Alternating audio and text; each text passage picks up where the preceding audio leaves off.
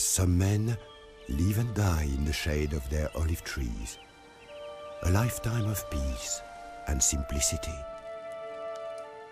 This book is the record of a man who wanted more, a man who wanted everything. His name was Napoleon Bonaparte, soldier, general, emperor. Yet, all things have a beginning. There was a time when Napoleon was just a boy. A boy from Corsica.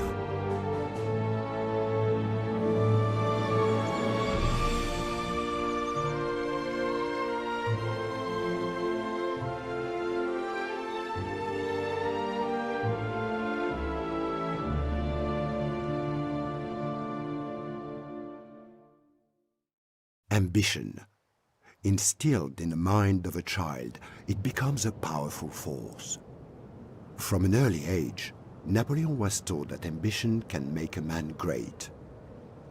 His father had done everything in his power to secure a place for his young son in a school on the mainland, far from Corsica and the confines of island life. With his father, Napoleon traveled to mainland France to begin his schooling. From the moment he saw his new home, Napoleon fell in love. The beautiful countryside and cities must have been impressive to a boy from a small island. Perhaps he dared to dream that one day he would own all that beauty. A victim of bullying, Napoleon held his head high. Other children may have drawn in upon themselves. He had the fierce pride of his father, and when asked to kneel before a schoolmaster, he calmly replied that a man bows only before God. This maxim would follow him into his adult years. Napoleon went to study at the École Militaire, a renowned military school that prepared him for his glittering career. He studied the lives of great military leaders, paying particular attention to Alexander's campaigns.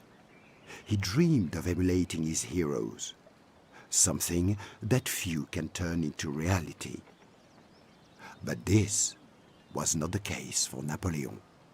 The Revolution, a time of upheaval and a shining opportunity for Napoleon. Social position counted for nothing. Ambition would take a man anywhere, and Napoleon had it in abundance. Opportunity was coupled with hardship. Napoleon lost his father, but now he had a destiny to create. In his first action, Napoleon proved that he was a more than capable soldier. He was able to look battle in the face, unblinking and undaunted. He took this bravery and returned to Corsica, the island home that he had left so long ago. Toulon, 1793. Napoleon was given his chance and control of the artillery after the previous commander was injured. Napoleon's attention to detail and confidence made quite an impression on his superiors, and they sang his praises to Paris. His reputation was being made. Hailed as a hero, Napoleon had his first taste of fame and loved it. With the power of the military, he could achieve anything. That much was abundantly clear to the young and ambitious officer. All he needed was one chance to build his power base and seize control of the nation he had so admired. He would not have long to wait. As the British warships fled the harbor, so did Napoleon's last doubts in his abilities. He had stepped from the shadows to take command and led his soldiers to victory. At 24, Napoleon was a brigadier general of artillery. Now he wanted an army. The years of waiting were almost over. Some men live a simple life, while others have a fire that threatens to engulf the world.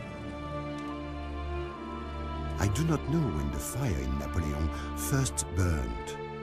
Perhaps he had always had a destiny, but sometimes destiny can use a little help or even a revolution.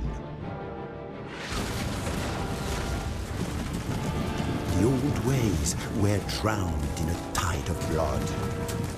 A man could be whatever he wanted if he could weather the storm. In 1796, Napoleon was sent to command the army of Italy. We knew that Austria would fight in Germany. We knew the Italian campaign had become pointless. Napoleon thought differently. That was his talent. I will lead you through the most fertile plains in the world. You will find there honor, glory, and riches, he told us. The soldiers listened, but they didn't believe. They had long been without hope, without glory.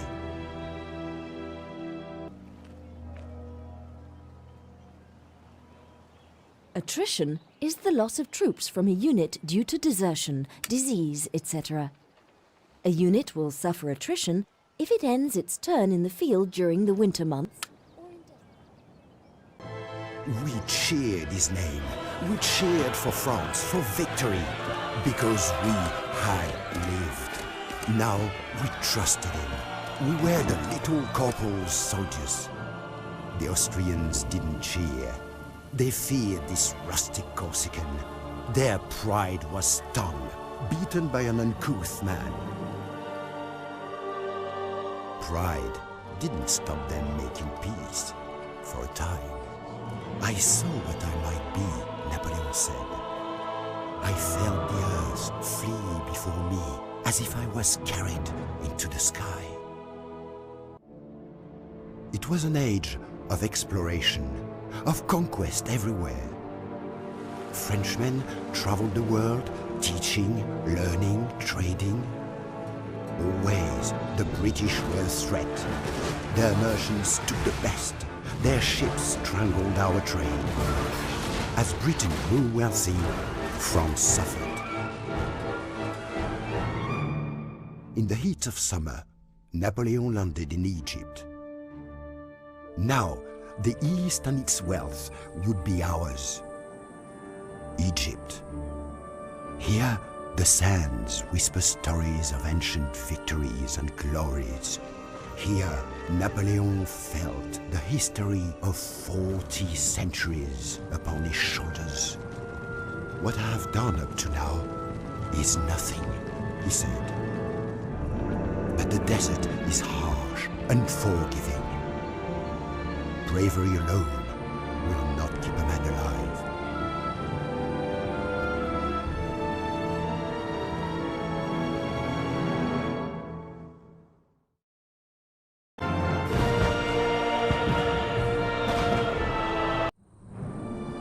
Egypt.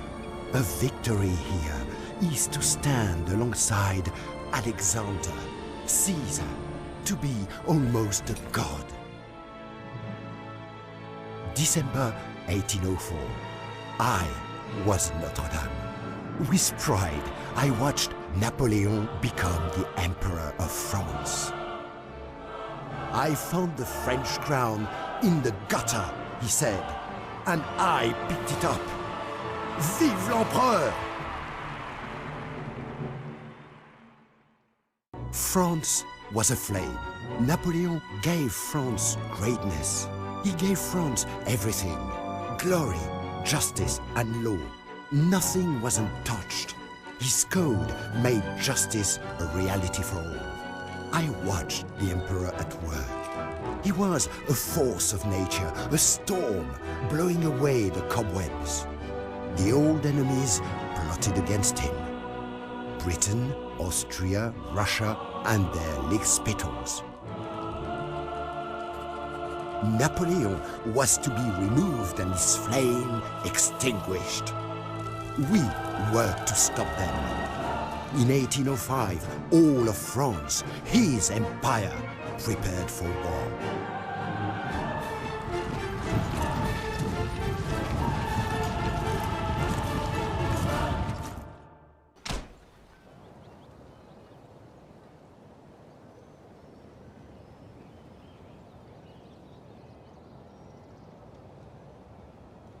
Falling behind in the race for knowledge.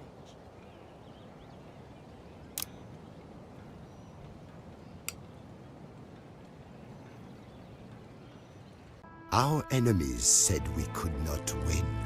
What difference, they asked, could one man make? Every difference, I replied, if that man is Napoleon. Napoleon watched their cities fall. He expected victory, nothing less would do. Victory came because he willed it. Napoleon's will, Napoleon's ambition set a match to the kindling of the world.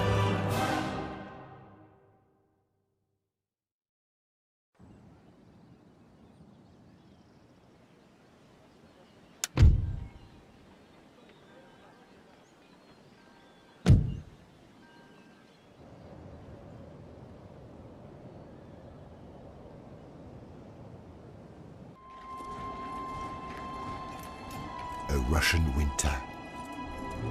Only a widow's heart is colder. Soldiers died in the saddle. Their horse. June 18th, 1815. This will be Wellington's final encounter with me. Having chosen his field of battle, the British will need to make use of their farmhouses. But Hougomont, on my far left, will be mine by nightfall. In my center, La Haye Sainte currently lies in the hands of the ill-equipped Allied Dutch. And on my extreme right, Papelotte. This is an excellent base from which to mount an attack on the British.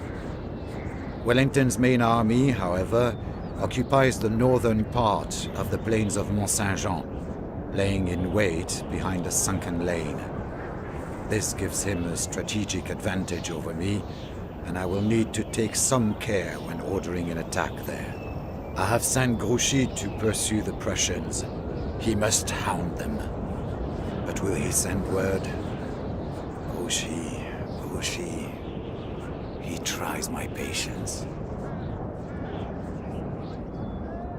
A great victory! What man dare deny that this is a triumph of arms unmatched in our people's history? Waterloo. By nightfall, the only English men on the field were dead, dying, or captive. France was safe. The Emperor was triumphant. This was his greatest victory. I do not think France will see his like again. I pray that it is never necessary. Glory like that can only be survived once.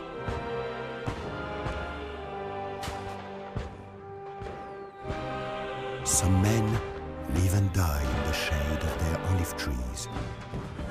Some men change the world. C'est là mon vrai titre de gloire.